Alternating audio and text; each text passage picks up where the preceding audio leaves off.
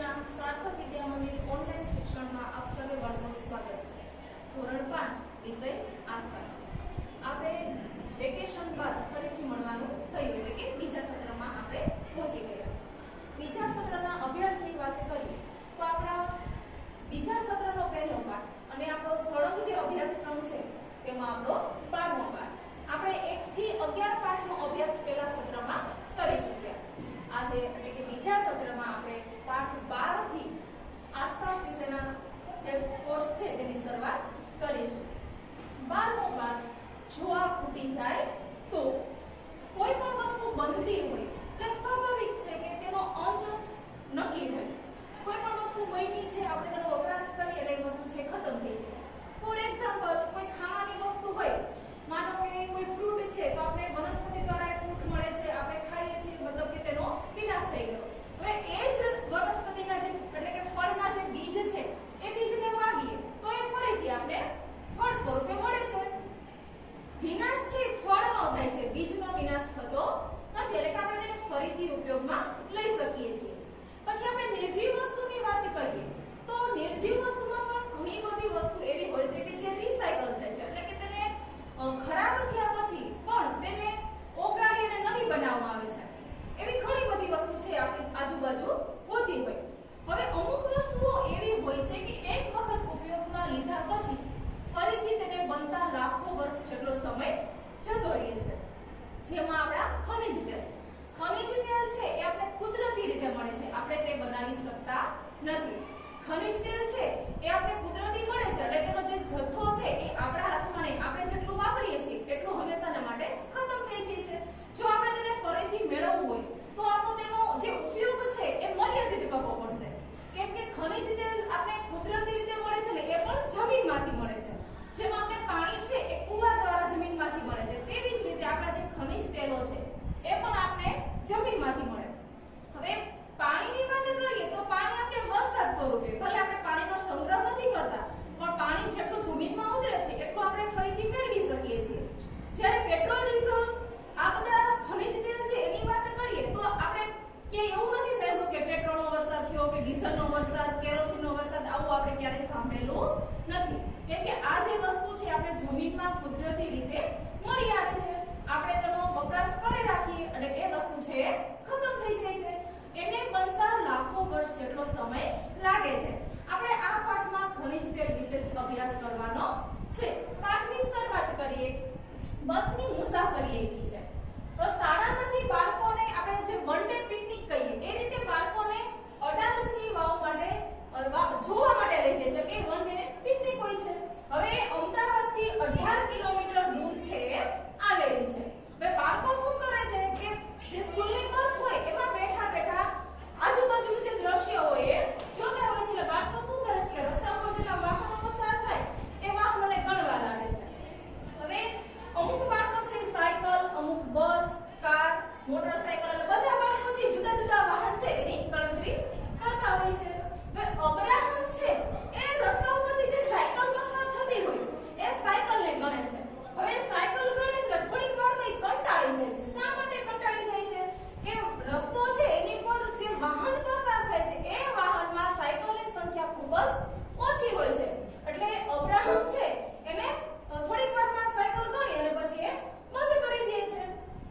હવે સિગ્નલ આવે છે એટલે જે શાળાની બસ છે એ સિગ્નલ ઉપર રોકાઈ જાય છે। આપણે આગળ જ શીખી ગયા હતા કે સિગ્નલ ઉપર લાઈટ હોય તો વાહન છે એ રસ્તા ઉપર થોભી જાય છે ને એ લોકોને જ્યાંથી પસાર થવાનું હોય છે ત્યાં બહુ મોટું સિગ્નલ હોય છે એટલે જે વાહન છે ત્યાં વધારે પ્રમાણમાં ભેગા થાય છે। હવે એ બધા શું કરે છે કે ટ્રાફિકની જે લાંબી લાઈન છે એને જોવા લાગે છે।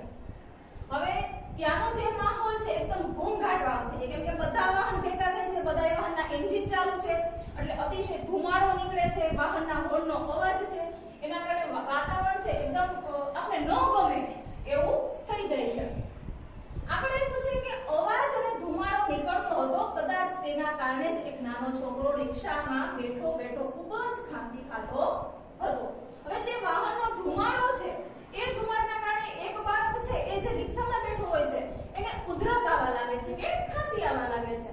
હવે આપણે પૂછે કે મેં કંઈક જાણીતી ગંધ પારખી. હવે બાળક છે એ વિચારે છે કે આવી કઈ ગંધ છે કે મેં પણ અનુભવેલી છે કે આ ગંધ કઈ છે. પછી વિચારે છે અને યાદ આવે છે કે આવી ગંધ કે મારા ગામમાં કે પિતાજીના ટ્રેક્ટરમાંથી પણ આવતી હતી. એટલે બાળક છે એના જે પિતાજી છે તેની પાસે ટ્રેક્ટર હતું. એટલે સ્વાભાવિક છે કે પેટ્રોલ કે ડીઝલ જે તે વાહનમાં આપણે ઉપયોગમાં લીધો હોય તેના જે ધુમાડો હોય તેનાથી આપણે પરિચિત હોય. એટલે તેના ટ્રેક્ટરમાં જે પેટ્રોલ હતું તેના જે ગંધ હતી તેનાથી તે બાળક પરિચિત હતો. એટલે એ સમજી જાય છે કે હા પપ્પાના ટ્રેક્ટરમાંથી પણ આવી ગંધ આવતી હતી. આગળ એ પૂછે કે પાના નંબર 110 ઉપરના ચિત્રને જુઓ અને પ્રશ્નના જવાબ આપવાના છે. આપણે ચિત્ર જોઈએ તો સૌથી પહેલો તો ચિત્રમાં આપણે પહેલો જ પ્રશ્ન છે તમે કયા કયા વાહનો જોઈ શકો છો. કે આપણું આ જે ચિત્ર છે એમાં આપણે કયા કયા વાહન દેખાય છે તો કે સૌથી પહેલા તો આપણને રિક્ષા દેખાય છે, પછી મોટર કાર, પછી આ જે પેડલ વાળી જે રિક્ષા હોય એ, પછી સાયકલ, સ્કૂટર, બસ, આ બધા વાહન છે એ આપણને જોવા મળે છે. બીજો પ્રશ્ન એ પૂછે તમે શું વિચારો છો કયા વાહનોમાં પેટ્રોલ કે ડીઝલ બળતણ તરીકે જોઈએ. આપણા જેટલા વાહન છે એમાં કયા કયા વાહનમાં પેટ્રોલ કે ડીઝલ નો ઈંધણ તરીકે ઉપયોગ થાય તો કે આપણી જે રિક્ષા હોય એ રિક્ષા, આપણી મોટર કાર, પછી આપણે જે સ્કૂટર છે સ્કૂટરમાં, બસમાં, ટ્રેક્ટરમાં, આ બધામાં ઈંધણ તરીકે પેટ્રોલ અને ડીઝલનો ઉપયોગ થતો હોય છે. ત્યાર પછી ત્રીજો પ્રશ્ન છે કે કયા વાહનનો ધુમાડો છે એ આપણે જોઈ શકીએ. કયા વાહન છે ધુમાડો કાઢે છે. કોઈ પણ વાહન ચાલુ હોય એમાં ઈંધણ તરીકે પેટ્રોલ, ડીઝલ કે કેરોસીન વપરાયેલા હોય તો એ વાહનમાંથી ધુમાડો નીકળતો હોય તો આપણે શેમાં જોઈ શકીએ તો કે રિક્ષામાં, સ્કૂટરમાં, બસમાં, આપણું જે ટૂંકમાં કોઈ પણ પેટ્રોલ કે ડીઝલથી ચાલતા વાહન છે દરેકે દરેક વાહનમાં આપણે ધુમાડો છે એ સરળતાથી જોઈ શકીએ. હવે તમને એવું થશે કે ઘણી વખત આપણે અમુક વાહનમાંથી ધુમાડા નીકળતા જોયા નથી તો એ કયા વાહન હશે તો કે વાહન આ છે પણ ઈંધણ તરીકે આપણે જે સીએનજી કહીએ છીએ એ સીએનજી નો ઉપયોગ થયેલો હોય જે એકદમ નહિવત ધુમાડો કાઢતા હોય. આગળ એ પૂછે કે કયા વાહન છે એ પેટ્રોલ કે ડીઝલ વગર ચાલે. તો અહીં આપણે ચિત્રમાં આપ્યું છે કે સાયકલ છે, પછી જે પેડલ રિક્ષા છે, હાથ લારી છે, પછી પ્રાણી દ્વારા જે વાહન ચાલતા હોય પ્રાણી દ્વારા બળદગાડી હોય, ઊંટગાડી હોય, ઘોડાગાડી, આ બધા વાહન છે એ પેટ્રોલ કે ડીઝલ વગર ચાલે છે. આગળ એ પૂછે કે વાહનોને ઝડપી હંકારવાથી આપણે કેવા પ્રકારની મુશ્કેલીનો સામનો કરવો પડી શકે છે. કે આપણે ફૂલ સ્પીડમાં વાહન ચલાવતા હોય તો આપણે કેવી મુશ્કેલીનો સામનો કરવો પડે તો કે ફૂલ સ્પીડમાં વાહન ચલાવે એટલે સ્વાભાવિક છે કે જેમ વાહન સ્પીડમાં ચાલશે તેમ તેની અંદર રહેલું જે ઈંધણ છે વધારે જોશે એટલે કે પેટ્રોલ કે ડીઝલ હશે તેનો વપરાશ વધારે થશે. એ સિવાય જેટલું પેટ્રોલ ડીઝલ વપરાશે એટલો જ ધુમાડો વધારે થશે અને અમુક સમય એવું થશે કે ફૂલ સ્પીડમાં વાહન ચાલતું હોય અને અચાનક વાહનની આગળ કોઈ પ્રાણી કે કોઈ બીજું વાહન આવી જાય અને આપણે બ્રેક લગાવવા જઈએ અને બ્રેક ન લાગે તો અકસ્માત થવાની શક્યતા પણ વધી જાય છે. આગળ આપ્યું છે કહો. જેમાં પહેલો પ્રશ્ન આપને આપેલો છે તમે સાયકલ ચલાવો છો? જો હા તો તેના પર તમે ક્યાં જાઓ છો? તમે નાના બાળકો છો એટલે સાયકલ લઈ અને તમે બહુ લાંબી મુસાફરી ન કરતા હો એટલે કે તમે દૂર જે વિસ્તાર હોય ત્યાં તમે ન જતા હો. કેવા વિસ્તારમાં તમે સાયકલ ચલાવો તો કે તમારા ઘરથી નજીકનો કોઈ એરિયો હોય ત્યાં સુધી સાયકલ લઈને જતા હો અથવા નજીકની કોઈ દુકાન હોય તો દુકાન ઉપર વસ્તુ લેવા જતા હો, ભાઈબંધ મિત્ર રહેતા હોય તો તેની ઘરે જતા હો, શાળા નજીક હોય તમારા ઘરથી અને હાઈવે ન હોય તો તમે સાયકલ લઈ અને જતા હો. આગળ એ પૂછે કે તમે શાળાએ કેવી રીતે જાઓ છો? દરેક વ્યક્તિ શાળાએ અલગ રીતે જતા હોય. જે બાળકોનું ઘર છે શાળાથી નજીક હોય તો એ ચાલીને જાય, જેનું વધારે દૂર હોય બસની વ્યવસ્થા હોય તો સ્કૂલની બસમાં આવતા હોય અથવા સ્કૂલ દ્વારા જે રિક્ષા કે વેન જે ચાલતું હોય તેમાં આવતા હોય. ઘણા પોતાનું પ્રાઇવેટ વાહન બંધાવીને આવતા હોય, ઘણા લોકોને વાલી છે સ્કૂટર ઉપર મૂકવા આવતા હોય. એટલે શાળા એ આવવાના જે માધ્યમ છે એ અલગ હોય. ત્યાર પછીનો પ્રશ્ન કે છે કે તમારા કુટુંબના સભ્યો ઘરેથી કામે કે નોકરીએ કેવી રીતે જાય છે? કે આપણા ઘરના જે વડીલો છે જે કામ ધંધા માટે બહાર જાય છે તો બહાર જવા એટલે કે તેના નોકરી ધંધાએ જવા માટે કઈ રીતે જાય છે તો કે દરેક વ્યક્તિ છે એનું કામ ધંધે કે નોકરી જવાનું માધ્યમ છે એ પણ અલગ હોય. ઘણા લોકો છે પર્સનલ જે સ્કૂટર હોય, ફોર વ્હીલ હોય તેનો ઉપયોગ કરતા હોય. ઘણા લોકો છે આપણી જે સરકારી બસ હોય તેનો ઉપયોગ કરતા હોય કે એક ગામથી બીજા ગામે જવાનું હોય અને પોતાની પાસે વાહન ન હોય તો તેની જે બસ હોય, ગામમાંથી જે બસ એક જગ્યાએથી બીજી જગ્યાએ આપણે પહોંચાડતી હોય એ બસમાં જવાનું થાય, અથવા પોતાનું જે વાહન હોય એ વાહનમાં, અથવા તો કોઈ બીજી વ્યક્તિની સાથે તેના વાહનમાં છે આપણે કામ કે નોકરી ધંધા માટે જતા હોય. આગળ એ પૂછે કે વાહનોમાંથી આવતા ધુમાડાથી કેવી મુશ્કેલીઓ થાય. હવે વાહનમાંથી જે ધુમાડો નીકળે છે એમાંથી કેવી કેવી મુશ્કેલી થાય તો કે સૌથી પહેલા ધુમાડાને કારણે આપણે ખાંસી કે ઉધરસ થવાની શક્યતાઓ વધી જાય. પછી જે ધુમાડો નીકળે છે એ ધુમાડાને કારણે આપણી જે આંખ છે આંખમાં બળતરા થાય, ફેફસાને લગતા રોગ થાય, દમ, આ બધી તકલીફ છે એ વાહનના ધુમાડાથી થાય. એ સિવાય પ્રદૂષણ, વાહનના જે ધુમાડા છે એ ધુમાડાના કારણે આજુબાજુનું જે વાતાવરણ છે એ પણ પ્રદૂષિત થઈ જાય છે. ત્યાર પછી એ પૂછે કે વાહનોના હોર્નના ઘોંઘાટથી આપણે કેવી મુશ્કેલી અનુભવીએ છીએ. જેમ ધુમાડાથી મુશ્કેલી પડે છે તેવી જ રીતે વાહનના જે હોર્ન છે તે હોર્નના કારણે પણ જુદી જુદી મુશ્કેલીઓ પડે. સૌથી પહેલા તો વાહનના જે હોર્ન હોય એ કન્ટિન્યુ બધા વગાડતા હોય એટલે સ્વાભાવિક છે કે વાતાવરણમાં એકદમ ઘોંઘાટ, એટલે આપણે ત્યાંથી પસાર થાય તો આપણે ઘણીવાર એવું બને કે અતિશય અવાજના કારણે આપણે કાન બંધ કરી દેતા હોય, એટલે આપણે એ કન્ટિન્યુ જે હોર્નનો અવાજ આવતો હોય એ આપણે સાંભળી શકતા નથી, એટલે આપણે સાંભળવું પણ ગમતું નથી. ઘણી વખત એવું થાય કે વારંવાર આવા હોર્નના કે બીજા કોઈ ઘોંઘાટથી કોઈ પણ જે તે વ્યક્તિ છે એને કાનને લગતી બીમારી થઈ જાય. કાન છે એમાં સંભળાવાનું બંધ થઈ જાય, કાનનો જે પડદો હોય એ પડદામાં મુશ્કેલી પડે ને આને કારણે બહેરાશ પણ આવી જતી હોય. પછી અમુક વખત એવું થાય કે જે લોકોના ઘર હાઈવેથી નજીક હોય તો એ વ્યક્તિને શું થાય કે કન્ટિન્યુ હોર્નના અવાજ આવતા હોય, વારંવાર એવા અવાજ આવે જેના કારણે તેની ઊંઘ છે ડિસ્ટર્બ થતી હોય, ત્યાં રહેવું છે એ મુશ્કેલ થઈ ગયું કેમ કે કન્ટિન્યુ જે અવાજ આવતો હોય એના કારણે તેનું માનસિક સ્વાસ્થ્ય છે એ પણ ખરાબ થઈ જાય, સ્વભાવ છે એ ચીડિયો થઈ જાય ને વારંવાર અવાજને કારણે તેને બેચેની પણ છે એ અનુભવ થતો હોય. આગળ એક પૂછે પેટ્રોલ પંપ પર. હવે જે સ્કૂલ બસ છે એ પેટ્રોલ પંપ ઉપર જાય છે કેમ કે એની જે સ્કૂલ બસ છે તેમાં પેટ્રોલ પુરાવાનું હોય છે. પેટ્રોલ કે ડીઝલ જે ઈંધણ તરીકે વપરાતું હોય એ ભરવા માટે પેટ્રોલ પંપ ઉપર પહોંચે છે. થોડા સમય બાદ અમારી બસ પેટ્રોલ પંપે ઊભી રહી. ત્યાં ખૂબ જ લાઈન હતી. સ્વાભાવિક છે કે પેટ્રોલ ડીઝલ માટે જ્યારે જાય છે ત્યારે ઝાઝા વાહન હોય તો લાઈનમાં ઊભું રહેવાનું થાય, એટલે જે સ્કૂલની બસ છે એ પણ લાઈનમાં ઊભી રહે છે અને એવું લાગે છે કે થોડીક વધારે સમય ત્યાં તેને રહેવું પડશે કેમ કે લાઈન છે ખૂબ જ મોટી હતી.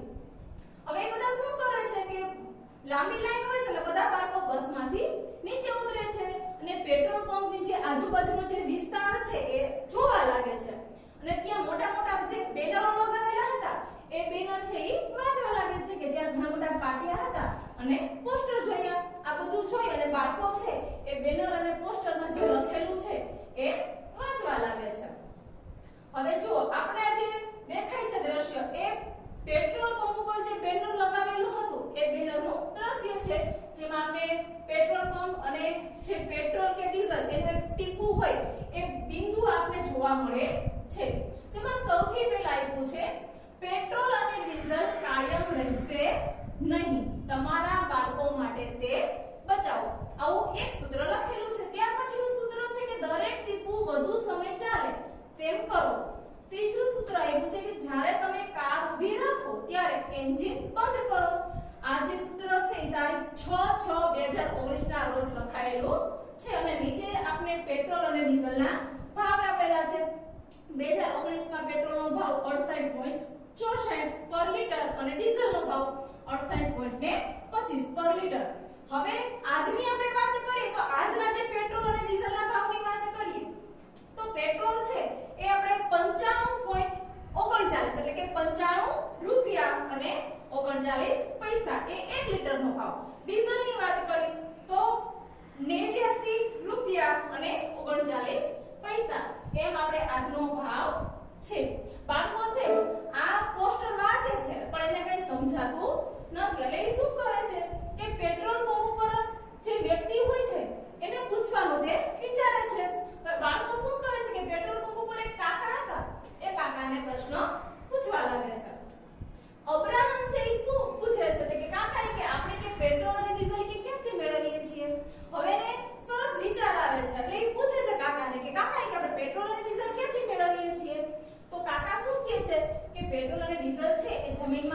ઊંડેથી મેળવવામાં આવે છે.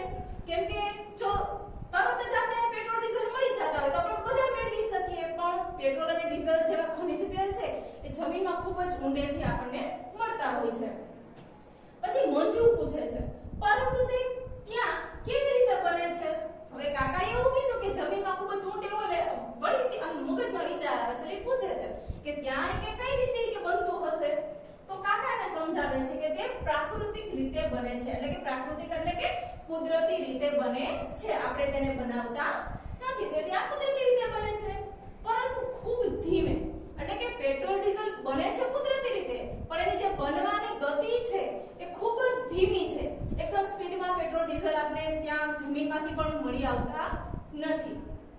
તે માણસો દ્વારા કે યંત્રથી બનતું નથી. કે પેટ્રોલ ડીઝલ જેવા ખનિજ તેલો છે એ કોઈ મનુષ્ય કે કોઈ મશીન દ્વારા બનતા નથી, કુદરતી રીતે બને છે. તો અબ્રાહમ શું કહે છે? તો પછી આપણે તેને ખરીદવાની જરૂર નથી, આપણે તેને આપણી જાતે જ બોરવેલનો ઉપયોગ કરી પાણી ખેંચીએ તેમ લઈ જ શકીએ નહીં. હવે એ વિચારે છે કે જમીનમાંથી જ મળે તો કે આપણે જાતે મેળવી લેવાય. આપણે જેમ પાણી માટે બોરવેલ કરીએ છીએ અથવા તો પાણી માટે જેમ કૂવો કરીએ છીએ તેવી કે બોરવેલ કે કૂવો કરી અને પેટ્રોલ ડીઝલ આપણે મેળવી લેવા જોઈએ. આપણે શું કામ કે વેચાતી લેવું જોઈએ?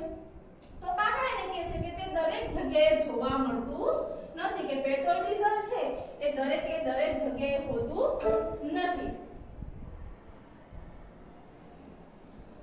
પરંતુ આપણા દેશમાં તે કેટલીક જગ્યાએ મળી આવે છે. કે પેટ્રોલ ડીઝલ છે દરેક જગ્યાએ ન હોય, એ અમુક જગ્યાએથી જ આપણે મળતું હોય.